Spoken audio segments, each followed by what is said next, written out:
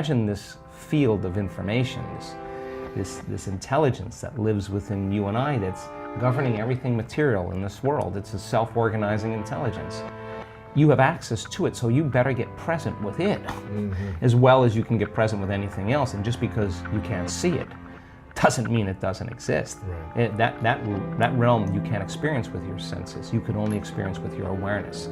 So then people have to take their attention off their bodies and go from a somebody to a nobody. Take their attention off the people in their life and go from that they identify with and go from a someone to a no one. Take their attention off the things in their life, their cell phone, their computer, their car, and go from something to nothing. Take their attention off where they sleep, where they work, where they're sitting, and go from somewhere to nowhere.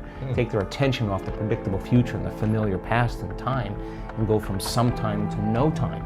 And now if you're taking all of your attention off of everything material in this three-dimensional reality, now there's only one other thing that's left. That means you're in awareness, your consciousness. And now that is the bridge, that is the door to the quantum field, and you can't enter the quantum field as a somebody. So if someone has spent their whole life working on having the perfect body, or so much so they have so much attention on their pain, where you place your attention is where you place your energy, it's going to take some work for them to take all of their attention off their body, right? Because they'll do it and then they'll go back, let's see if the pain's still there. Oh, the pain's still there. So it's a little bit of a waltz in the beginning, but as people start applying this, you start getting better at it. As an example, we had Bond University, university in Australia on the Gold Coast. A senior researcher took the large majority of my brain scans, and she had them analyzed by her graduate students, and they statistically looked at everything. One of the most startling things for the research team was our community's ability to get to that point where they're nobody, no one, no thing, nowhere, no time. And I'm talking 4 seconds. I'm talking 5 seconds. I'm talking 9 seconds. Just give me a second. I know how to do this. They've practiced it enough times that the creative moment is when you get beyond yourself, when you dissociate from everything known in your material world. Turns out when you do that and you start changing your brainwaves slow down into alpha and theta, you're suppressing the memory bank of the known self that keeps you plugged into three-dimensional reality.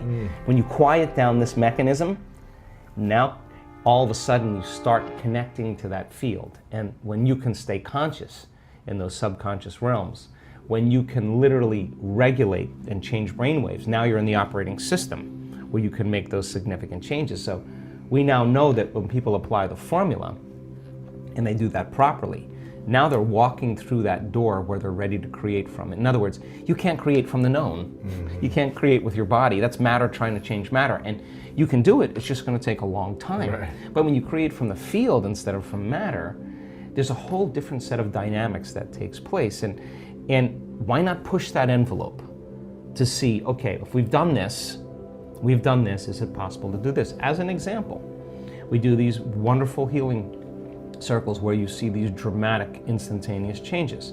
So the person who's healed themselves of some health condition, when it comes time to heal somebody else, they're going to say, well, now I understand the science, I understand how this all works, I know how to get beyond myself, I know how to open my heart. They start piecing it all together. Let's take the formula to the next level. Now they witness a significant change in a person's body in real time, right there. So then the next question is, okay, like this happened many times. As an example, the woman who was at the event in Mallorca, Spain, her brother had a massive stroke in Colombia, and she went back to Colombia, and he was in a coma for 2 weeks. She called up the healing circle and said, hey, can we do a healing on my brother? Now, if you're playing by the rules of Newtonian physics, three-dimensional reality, you're going to say, well, you need to be in front of the guy in order to heal him. But if you understand there's no separation in the quantum, that everything's connected when you're in that place, so wouldn't that be the next application of the formula? So they go over the science, they get it. Okay, we just need a picture of him, and that's our coordinate. And if we're in the field, sending a frequency to that coordinate. Yeah, but you're not sending it anywhere because there's nowhere to send. There's no space and time there. You're connecting to it, exactly. That's a great way to say it. In 1 hour after that coherence healing, he comes back to consciousness. Wow. Now, that's the extension of where we're going. You see now, Now we're progressing. A woman who was in one coherence healing group was a pediatric nurse in Children's Hospital in Seattle, and again witnessed an amazing miracle after our event in Toronto. She comes back and there's a little, they call them friends, there's a little guy failing. Doctors hit him with the paddles, they use all the drugs to bring him back, and they walk out of the room and they say, we lost him. She walks over, puts her hands right in the field, and this kid comes right back online. Doctors are like, what was that? And now, so we have a lot of our interest now is, I want to get 50%. 1 out of 2 people, we're collecting the data in this coherence healings.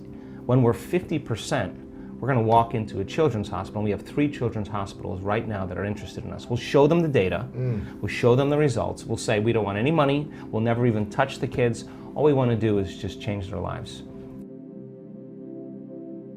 Well, let's stop telling the story of your past and let's start telling the story of your future.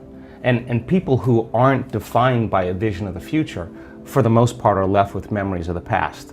Your brain is a record of the past. It's an artifact of everything you've learned and experienced to this moment. So most people wake up in the morning and they start thinking about their problems. And those problems are memories that are tattooed in the brain that are associated to certain people and things at certain times and places. So the moment the person wakes up, clean slate, they start thinking about their problems they're thinking in the past. If you believe your thoughts have something to do with your destiny, well, there's a possibility that your past is going to be your future. Every one of those problems has an emotion associated with it. So then the moment you start recalling the problem, you start feeling unhappy. Now your body's in the past, because thoughts are the language of the brain and feelings are the language of the body, and how you think and how you feel creates a state of being. So people reaffirm their identity based on the past, right? And it turns out that the redundancy of doing that, conditioning only requires an image and an emotion. And most people are unconsciously conditioning their body into the familiar past, into the known.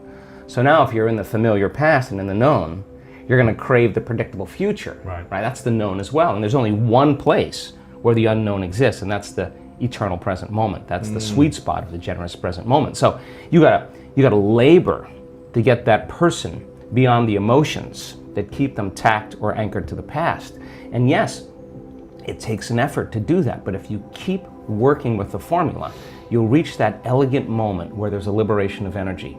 And now your body, as the unconscious mind, the objective mind, is not believing it's living in the same past experience 24 hours a day, because you're liberating the body from that emotional state. So you ask a person, why are you so unhappy? Why are you so frustrated? Why are you so resentful? The moment you ask that, their brain is going to associate that emotion to a past event. To a memory. To a memory.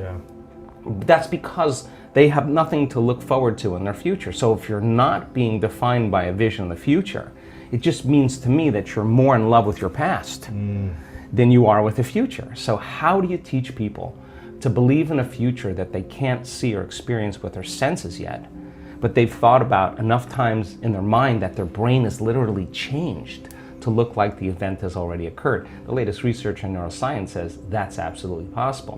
We know that.